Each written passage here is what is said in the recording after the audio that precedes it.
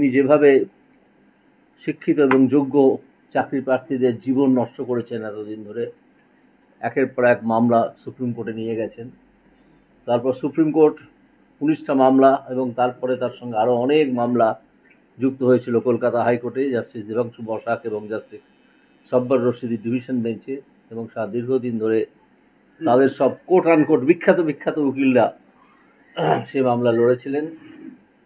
আজকে হাইকোর্ট তার হাইকোর্টের উপযুক্ত একটা রায় দিয়েছে প্রথম। দ্বিতীয় কথা, আমি প্রণাম জানাবো ভারতবর্ষের জুডিশিয়ারিকে। এই জুডিশিয়ারি এতই পবিত্র, দু একটি কুলঙ্গার সবসময় থাকে, সে কথা বাদ দিতে হবে। এই জুডিশিয়ারি এতই পবিত্র এবং এই জুডিশিয়ারি ভারতবর্ষের নাগরিকদের স্বার্থে কাজ করে, এবং আমি অত্যন্ত গর্বিত এবং আমি নিজেকে অত্যন্ত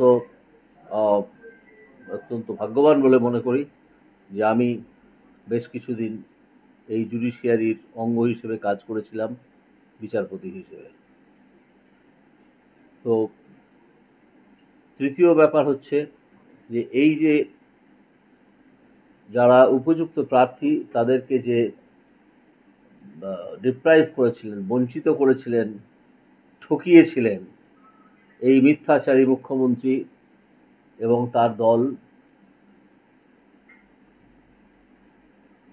এই ঠকিয়ে দেওয়া লোকেদের মধ্যে, উপযুক্ত প্রার্থীদের মধ্যে হিন্দু মুসলিম সবাই আছে। এমন তো নয় যে শুধু হিন্দুদের ঠকিয়েছিলেন, মুসলিমদের ঠকাননি, বা মুসলিমদের ঠকিয়েছিলেন, হিন্দুদের ঠকাননি। হিন্দু মুসলিম সকলেই আছেন। সেই হিন্দু মুসলিম উভয় পক্ষেরই উচিত এই মমতা ব্যানার্জিকে সম্পূর্ণভাবে বয়কট করা। এবং আমি একটু পরেই সাংবাদিক সম্মেলনের শেষে এখান থেকে আমাদের কেন্দ্রীয় নির্বাচনী অফিস থেকে শুরু করব একটি পদযাত্রা বর্গভীমা মন্দির অবধি, যেখানে আমি উভয় সম্প্রদায়ের মানুষের জন্যেই, অর্থাৎ হিন্দু মুসলিম উভয়ের মানুষের জন্যেই, অর্থাৎ যারা যোগ্য প্রার্থী তারা যাতে চাকরিটা পায়, এতদিন বাদে 2016 সালের পরীক্ষা, বুঝতেই পারছেন 8 বছর হয়ে গেছে, তাদের জন্য প্রার্থনা করব। সেই জন্যে আমি সেই মন্দিরে একটা পদযাত্রা করব। যদি আপনারা কেউ থাকতে চান থাকবেন, না থাকলেও আমার পদযাত্রা ওখান থেকে আমি এই সাংবাদিক সম্মেলনের শেষে শুরু করব।